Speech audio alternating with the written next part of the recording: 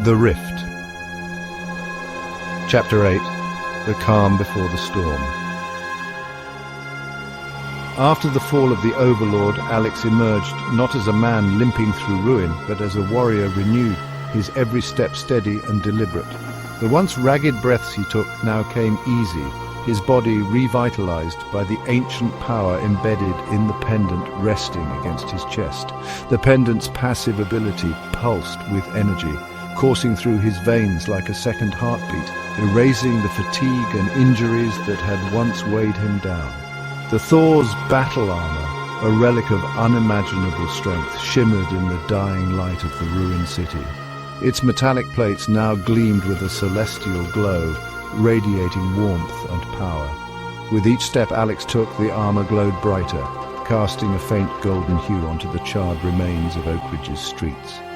The embers of broken buildings flickered in the distance, but within that devastation, Alex stood like a beacon, a man infused with new life, his spirit a defiant flame against the surrounding darkness. The streets around him lay desolate, littered with remnants of a battle fought hard and lost by so many. Oakridge had once been a bustling city, filled with the sounds of life. Now it was silent, save for the wind that howled through the broken windows and crumbling walls. But Alex felt no pain from the destruction, no weariness from the battles that had come before. The pendant's power rejuvenated him, healing his wounds, replenishing his strength. The Thor's battle armor, an artifact forged for warriors, responded to his every movement, an extension of his will, as if it had been made for him alone. He could feel the energy crackling under his skin, a heady rush of power that made him feel invincible. The Overlord had fallen, but Alex knew this was only the beginning. There were darker forces at play, gathering in the shadows, but for now he embraced the calm that had settled over him, a fleeting moment of peace before the storm. Alex's gaze fixed on the horizon, where the neon glow of the convenience store sign flickered in the distance, cutting through the gloom like a beacon. It was a strange sight in this broken city, an untouched sanctuary amidst the ruins, a place where the last few survivors clung to life. The store had become more than just a shop. It was a symbol of hope, a place where the remnants of humanity could gather, regroup, and prepare for what lay ahead. With every step he took, Alex could feel the weight of responsibility settle on his shoulders. The Overlord was defeated, but the battle for Oakridge was far from over. But Alex was ready. He had been broken, bruised, and battered. He had faced despair and death. He felt stronger than ever. His resolve hardened with each passing second. Whatever was coming, he would face it head on. He had no other choice. Alex approaches the convenience store. A thought crosses his mind. These people, they've been through enough. They might not understand this armor. It'll draw too much attention. They'll be terrified before I even have a chance to speak. He glances down at the shimmering armor, realizing how alien it must appear to any ordinary civilian. It pulses with faint golden runes that seem to hum with life. The survivors inside, likely unaware of the full scale of what had just happened, might mistake him for something far worse than a savior. He knows he must blend in, or risk alarming them further. I can't afford to scare them, not now. With a deep breath, Alex raises his hand, fingers glowing faintly as he focuses on the magic within him.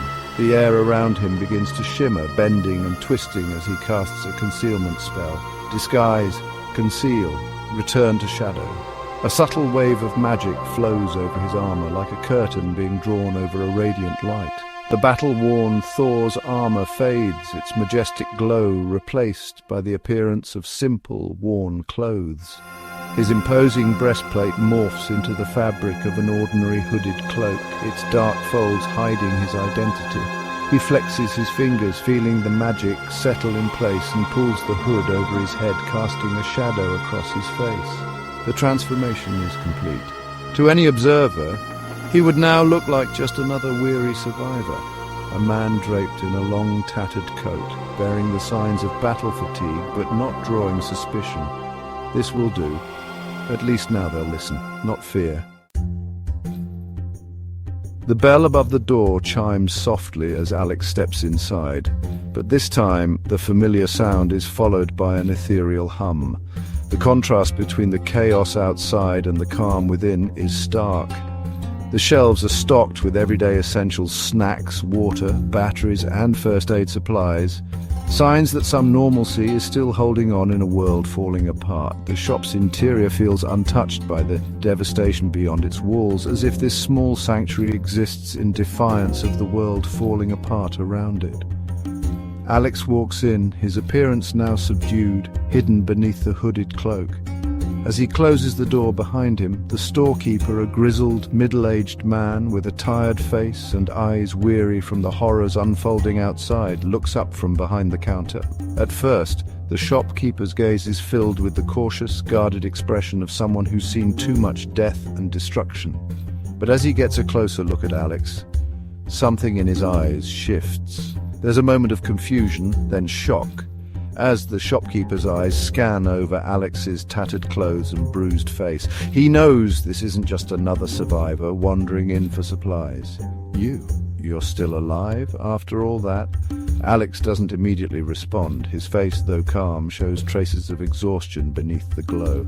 He walks slowly toward the counter, each step echoing in the stillness of the store. The warmth of the pendant and armor feels like a protective cocoon, yet he knows it's only temporary. Darker times are ahead. Alex, pulling down his hood, gives a small, weary nod. The Overlord, it's over. But there's no time to rest. Something worse is coming. The shopkeeper stares at Alex, his face pale as if trying to comprehend what he just heard. His hand grips the counter, his knuckles turning white, his thoughts racing.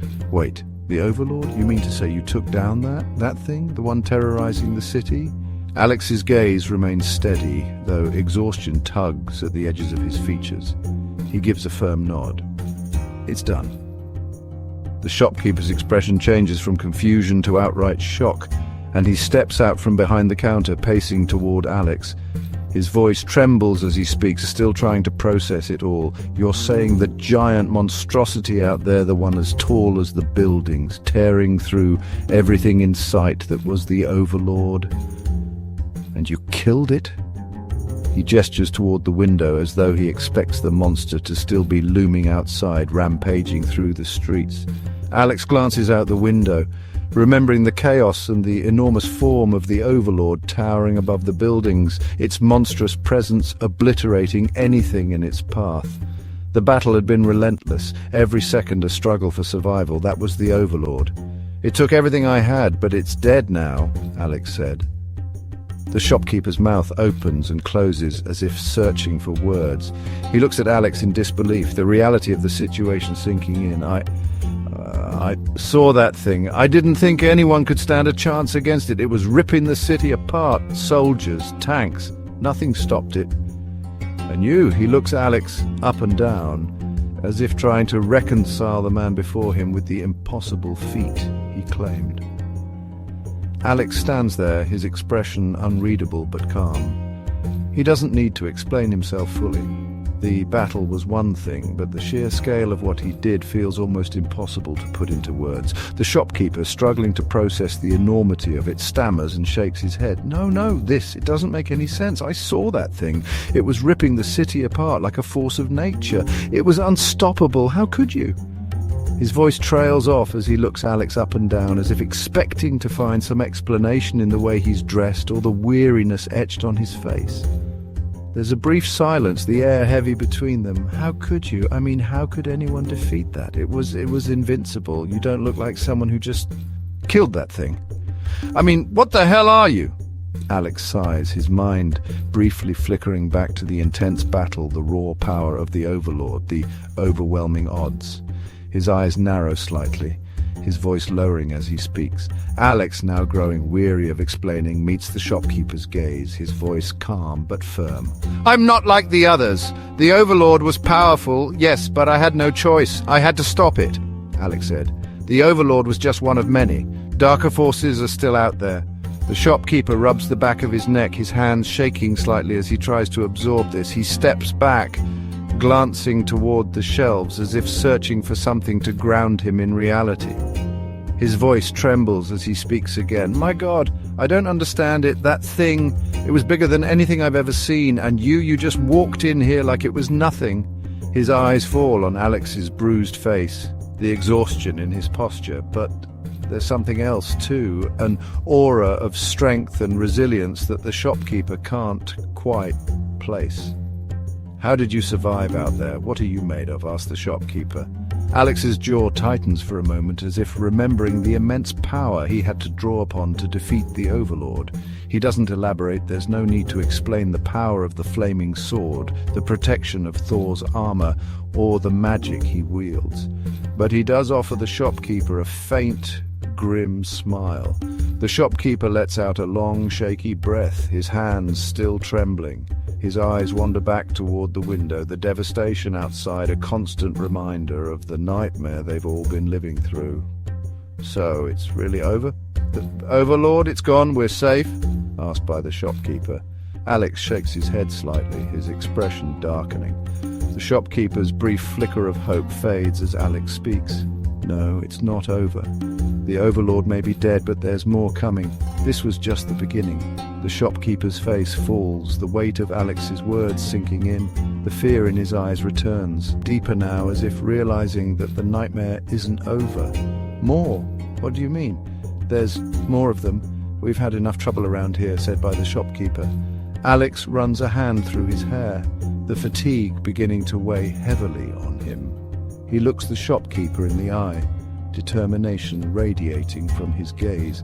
Alex nods grimly, his eyes hardening with resolve.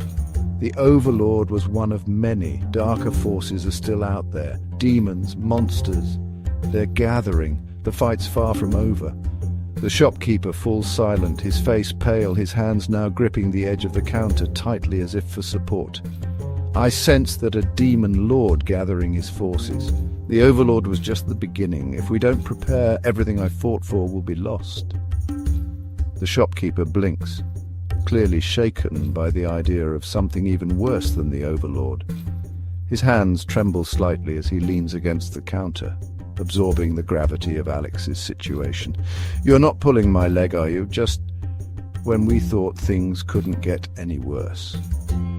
"What do we do now?" Alex takes a moment to gather his thoughts, knowing that every second counts. He looks around the store, the familiarity of its aisles a stark contrast to the fear outside. "We need to spread the word, gather the survivors. The city has been through too much already. I can't fight this alone." The shopkeeper meets Alex's gaze, a flicker of hope surfacing beneath his exhaustion. He gives a small nod, as if understanding the weight Alex carries, even if he can't fully comprehend the battle ahead. "Then go. Do what you have to do. This city's seen enough death for 100 lifetimes. We're all counting on you." Alex takes a deep breath, feeling the shopkeeper's concern and support wash over him. He reaches for the bottle of water, twisting it open and taking a quick sip, feeling the cool liquid revitalize him just slightly. "Thank you. I'll do everything I can." To be continued. The Rift, Chapter 9, The Reunion.